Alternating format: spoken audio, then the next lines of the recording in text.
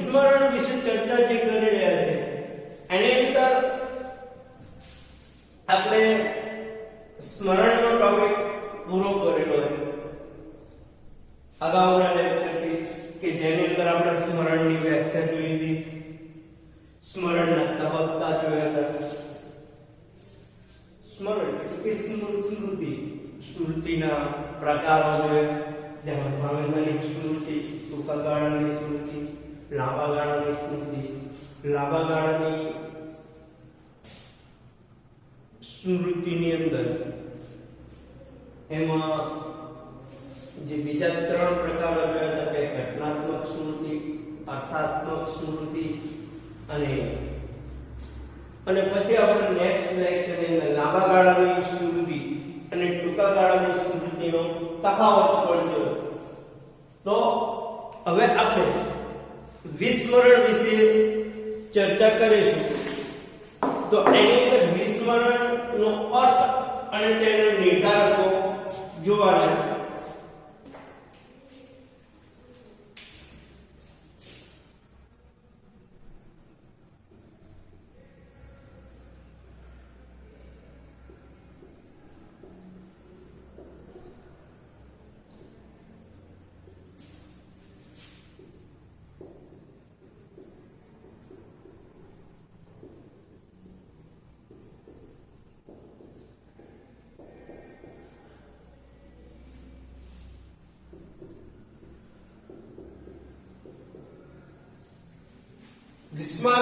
વિસ્મરણનો અર્થ અને તેના નિર્ધારકો. જો આપણે પહેલા સ્વાભાવિક રીતે સમજીએ કે વિસ્મરણ એટલે શું, તો કે વિસ્મરણ એટલે કે ભૂલી જવાની પ્રતિક્રિયા. આપણે જે કાંઈ ભૂલી જઈએ એને વિસ્મરણ કહેવામાં આવે છે. જો વિસ્મરણ જે છે એક સ્મૃતિનું નિષેધક અંગ છે. આપણે જ્યારે એની પ્રસ્તાવના લખવાની થાય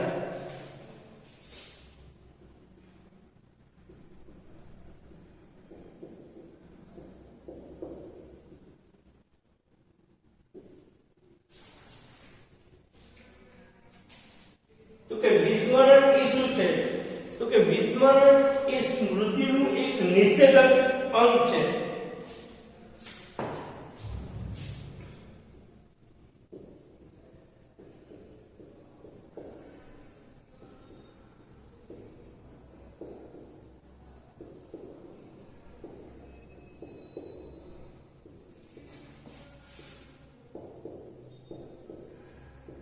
વિસ્મરણ એ શું છે કે જે તે વ્યક્તિને કોઈ પણ યાદગીરી માટેનું એક નિષેધક અંગ છે, એક નિષેધક બાબત છે.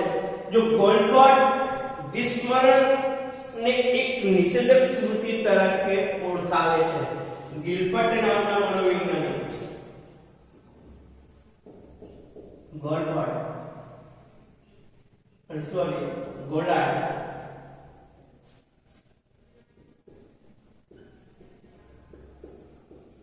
વિસ્મરણને એક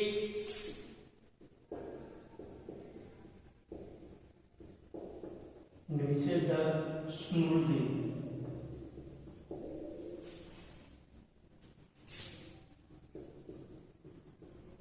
તરીકે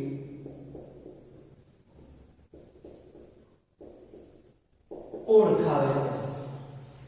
ગોલાર્ડ શું કહે છે કે વિસ્મરણ એ શું છે, તો કે એક નિષેધક સ્મૃતિ છે. એક મનુષ્યના જીવનની અંદર બોલાતું એક નકારાત્મક પાસું છે વિસ્મરણ. જ્યારે પણ આપણે કોઈ માહિતી શીખ્યા હોય અને પછી જ્યારે તે માહિતીનું પુનરાવહન કરીએ તો તે પૂર્ણ સ્વરૂપમાં ના થાય ત્યારે તે પ્રક્રિયાને વિસ્મરણ કહેવાય છે. જો વિસ્મરણ કોને કહેવાય, જ્યારે પણ આપણે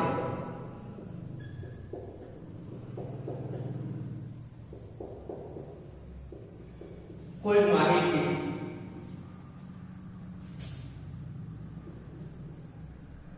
શીખ્યા હોય અને પછી જ્યારે તે માહિતી નું પૂર્ણ સ્વરૂપે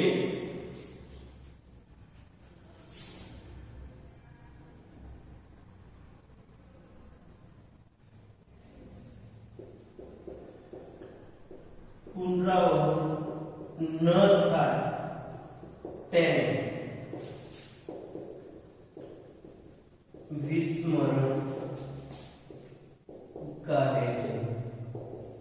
જો કોને વિસ્મરણ કહેવાય કે આપણે માને કોઈ પણ માહિતી શીખ્યા આપણે અને એ માહિતી જ્યારે આપણે યાદ કરવાની ત્યારે એને પૂર્ણ સ્વરૂપે પુનરાવર્તન ના થાય, એટલે કે એ માહિતી સંપૂર્ણ રીતે આપણને યાદ ન આવે તો આપણે એને વિસ્મરણ કહીએ છીએ. વિસ્મરણ કોને કહેવાય કે કોઈ પણ પ્રકારની જે માહિતી જે છે એ આપણને પૂર્ણ સ્વરૂપે યાદ ન આવે ત્યારે આપણે એને કહીએ કે આ આપણને વિસ્મરણ થઈ ગયું. આપણે કહીએ કે માહિતી મને યાદ નથી આવતી. જો મોટા ભાગના લોકો વિસ્મરણને એક શાપ ગણે છે. શું એમ?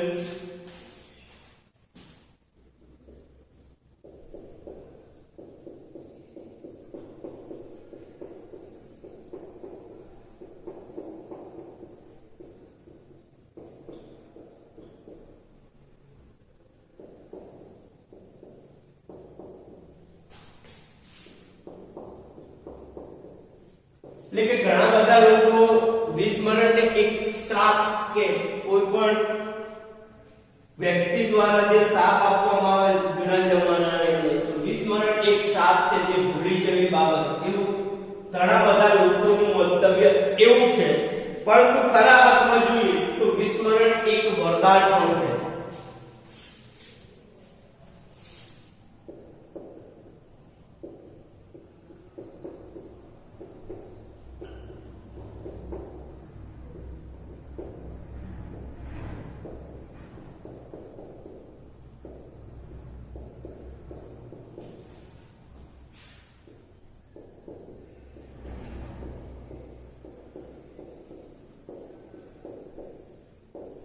વિસ્મરણ ભલે આમ શ્રાપ કહેવાય પણ ખરા અર્થમાં જોઈએ તો વિસ્મરણ એક વરદાન પણ કહેવાય. કેમ વરદાન કહેવાય? કે માની લો કે આપણા જીવનની અંદર બનતી એવી દુઃખદ જે ઘટનાઓ છે એ દુઃખદ ઘટનાઓ આપણને કાયમ યાદ રહેતી હોય તો આપણે ક્યારેક આગળ ના વધીએ કે આપણે એ પ્રસંગ આપણા જીવનની અંદર કોઈ સારી બાબત કરવા માટે આપણને પ્રેરિત ના કરે. રોજબરોજ યાદ રહેતું તો આપણું જીવન માની લો કે કેટલું દુઃખદ હોય. આપણને દરરોજ એ બાબત યાદ આવતી હોય તો દુઃખદ આવે. એટલે અમુક બાબતનું અમુક સમયે વિસ્મરણ થવું એ જરૂરી છે. જો મનુષ્યના જીવનની અંદર એવી અમુક બાબતનું વિસ્મરણ થાય તો જીવન જે છે એ સારી રીતે ચાલે છે. એટલે વિસ્મરણ અને સ્મરણ એ આપણા જીવનની એક બે બાબતો છે કે સારી બાબતો એ આપણને યાદ રહેવી જોઈએ, ખરાબ બાબતો જે છે એ આપણા જીવનની અંદર નાશ થવી જોઈએ. એના માટે સ્મરણ અને વિસ્મરણ એ ખાસ જરૂરી છે. જો આપણે અહીંયા સર્વસામાન્ય એક વ્યાખ્યા જોઈએ વિસ્મરણની તો આવી વિસ્મરણની ઘણા બધા મનોવૈજ્ઞાનિકે વ્યાખ્યા આપવાનો પ્રયત્ન કર્યો છે. એ વ્યાખ્યા આપણે સમજીએ જેની અંદરની એક મનોવૈજ્ઞાનિક એબિંગહોસ એને વિસ્મરણની વ્યાખ્યા આપી કે વિસ્મરણ એ એક નિષ્ક્રિય માનસિક પ્રક્રિયા છે.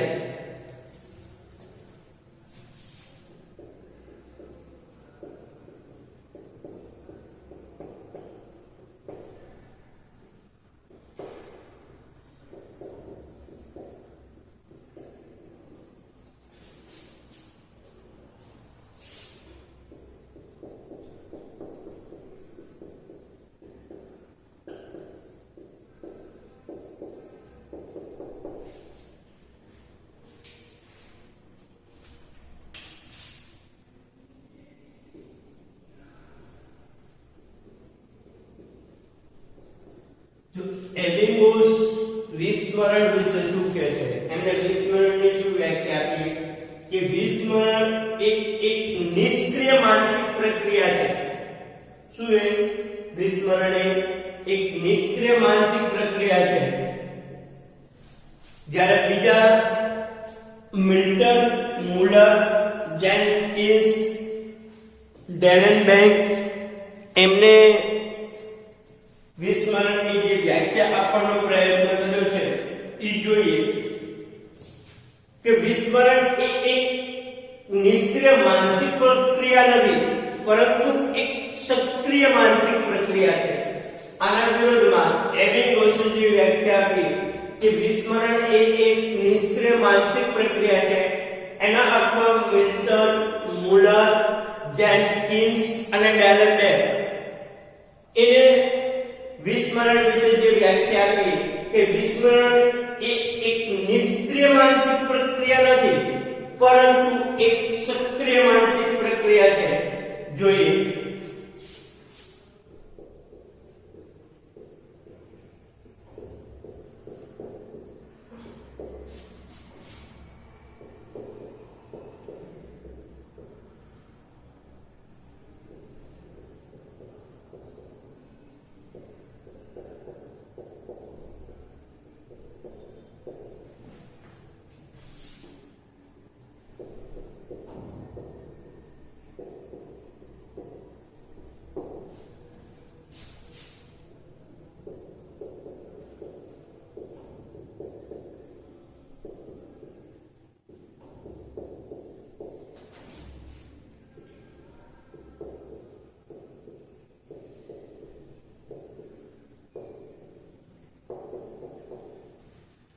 જો બંને વ્યાખ્યા સારી રીતે યાદ રહે એવી છે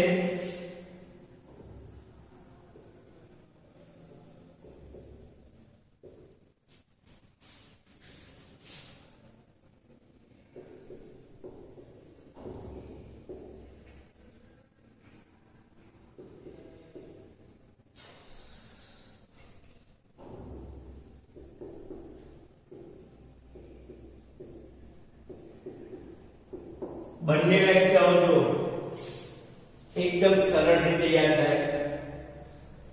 એક મનોવૈજ્ઞાનિકનું નામ યાદ રાખવાનું હોય કે એબિંગહોસે વિસ્મરણની વ્યાખ્યા આપી કે વિસ્મરણ એક નિષ્ક્રિય માનસિક પ્રક્રિયા છે, જ્યારે મિલ્ટન, મુલર, જેનકિન્સ, ડેલનબેર્ગે આપેલી વ્યાખ્યા કે વિસ્મરણ એ નિષ્ક્રિય માનસિક પ્રક્રિયા નથી, પરંતુ એક સક્રિય માનસિક પ્રક્રિયા છે.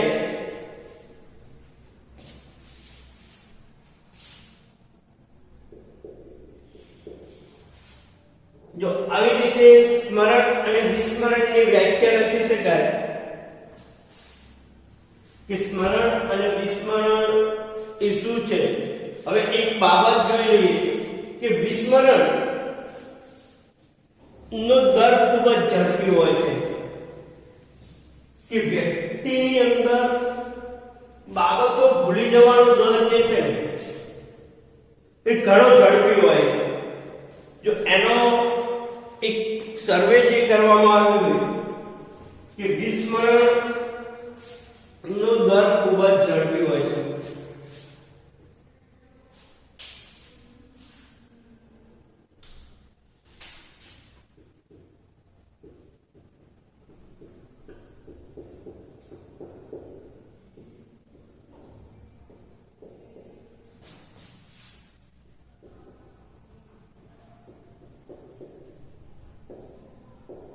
વિસ્મરણનો દર ઝડપી એટલે શું કે જે તે બાબત જે છે એ જે તે વ્યક્તિ ભૂલી જવાનો દર ઘણો ઝડપી હોય. એટલે ઉદાહરણ તરીકે લઈએ તો કે 20 મિનિટમાં વ્યક્તિ જે તે કોઈ પણ બાબત શીખે છે એને 20 મિનિટમાં 58% યાદ રહે છે.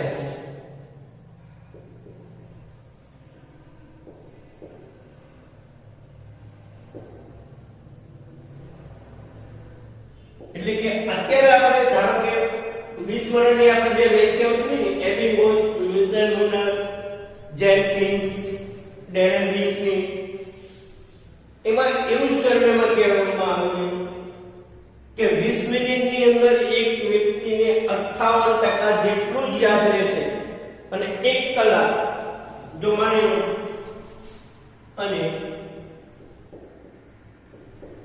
1 કલાક એટલે કે 1 કલાક પૂરો થઈ જાય આ શીખેલી બાબત છે એટલે કે 1 કલાકમાં 44% યાદ રહે છે.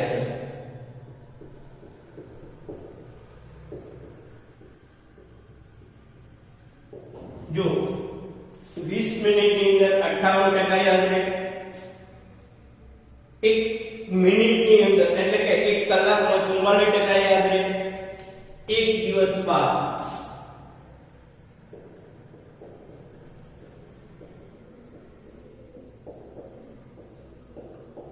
34% યાદ રહે છે એટલે કે 1 દિવસ પૂરો થઈ જાય એટલે 34% યાદ રહે, 6 દિવસ બાદ 25%.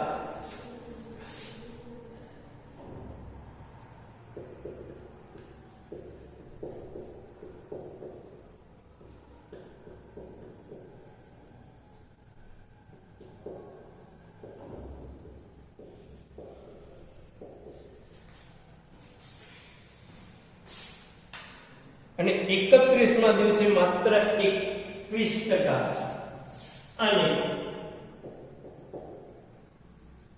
21મા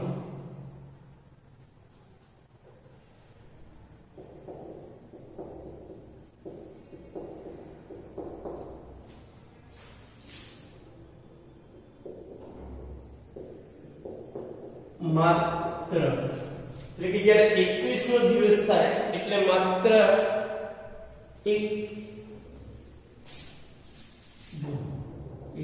ને પણ અહીંયા 6 દિવસ લીધું ને 31મા દિવસે માત્ર 21%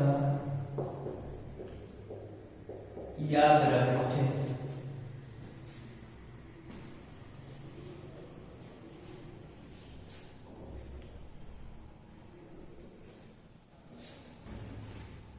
જો શું કહેવામાં આવે છે કે જે તે વ્યક્તિને વિસ્મરણનો દર કેટલો હોય છે તો કે આપણે જે કોઈ માહિતી શીખે કે 20 મિનિટમાં 20 મિનિટ થાય એટલે 100% માંથી આપણને 58% જેટલું યાદ રહે એટલે કે આ આપણે ધારો કે વિસ્મરણનો અર્થ આપણે શીખે એમાં વિસ્મરણની જો આપણે પ્રસ્તાવના જોઈ એના બે મનોવૈજ્ઞાનિકે આપેલી વ્યાખ્યા જોઈ એટલું યાદ રાખવું હોય તો આપણને 20 મિનિટની અંદર આમાંથી 58% જેટલું યાદ રહે.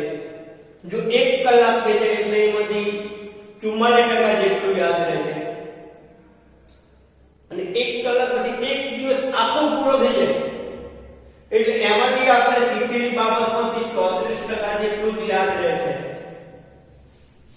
પછી 6 દિવસ થઈ જાય એટલે 25% યાદ રહે અને 1 મહિનો આખો પૂરો ગણી લો તો કે એ શીખેલા બાબતમાંથી આપણને માત્ર ને માત્ર 21% યાદ રહે છે.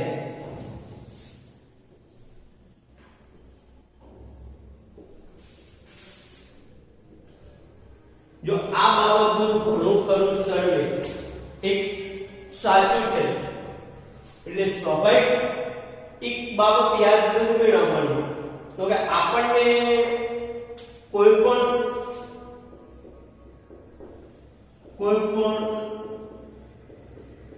શીખેલી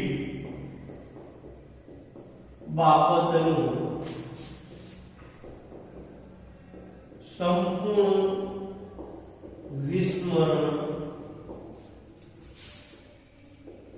થતું નથી.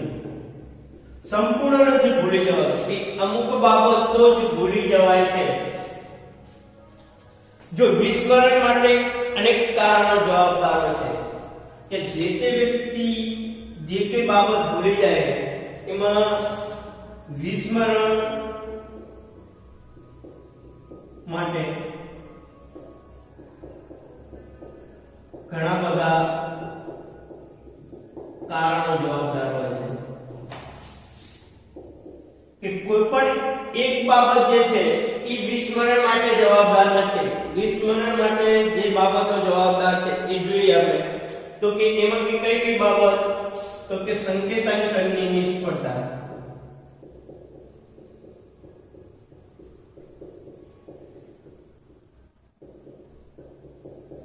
એક તો સંકેતાંકનની નિષ્ફળતા જવાબદાર છે, દ્રઢીકરણની નિષ્ફળતા,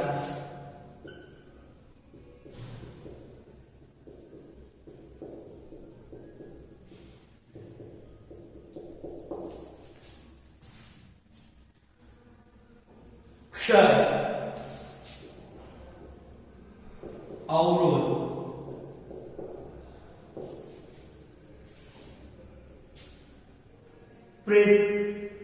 પ્રેરિત વિસ્મરણ,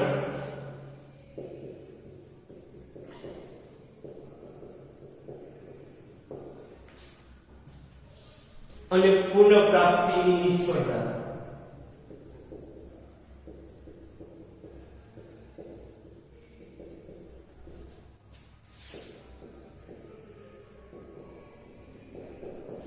જો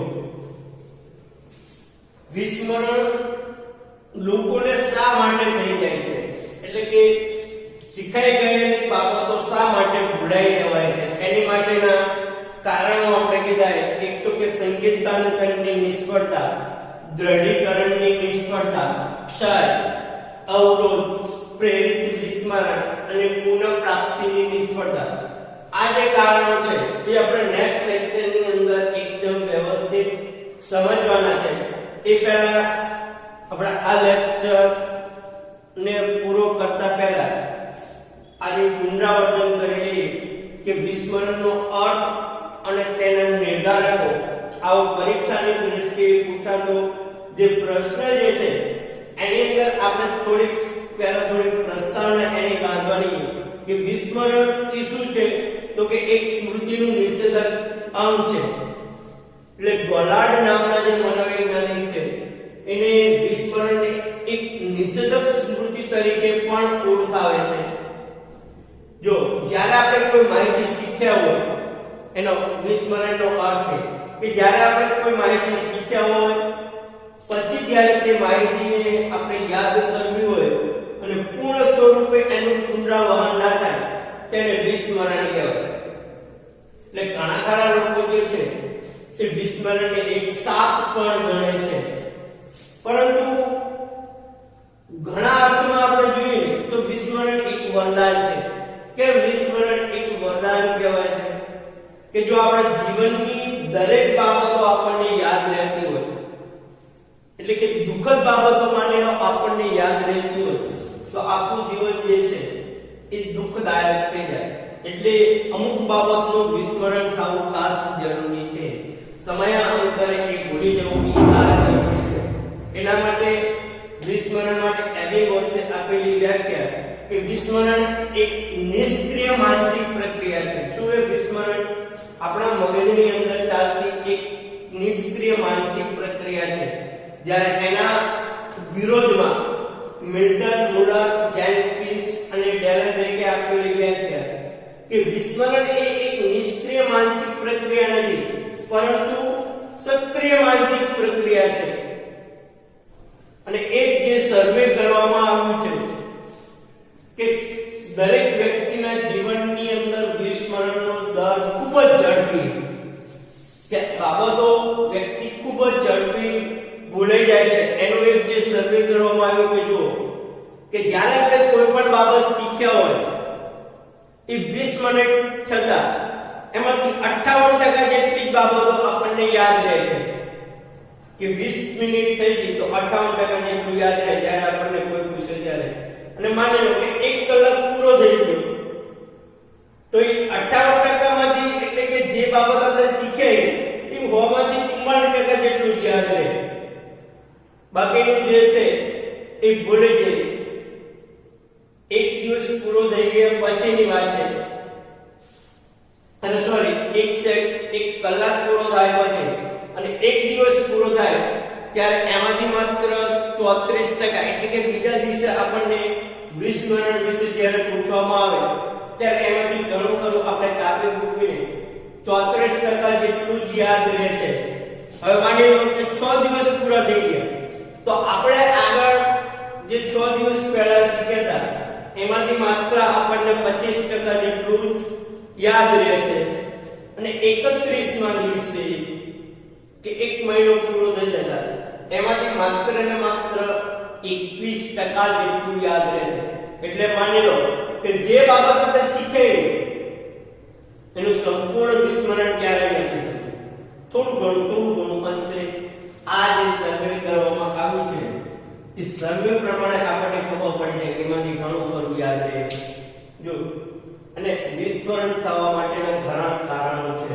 એક તો કે સંકેતાંગની નિષ્ફળતા, દ્રઢીકરણની નિષ્ફળતા, ક્ષય, અવરોધ, પ્રેરિત વિસ્મરણ અને પુનઃપ્રાપ્તિની નિષ્ફળતા. આ દરેક કારણો જે છે એ નેક્સ્ટ લેક્ચરની અંદર આપણે સમજીશું.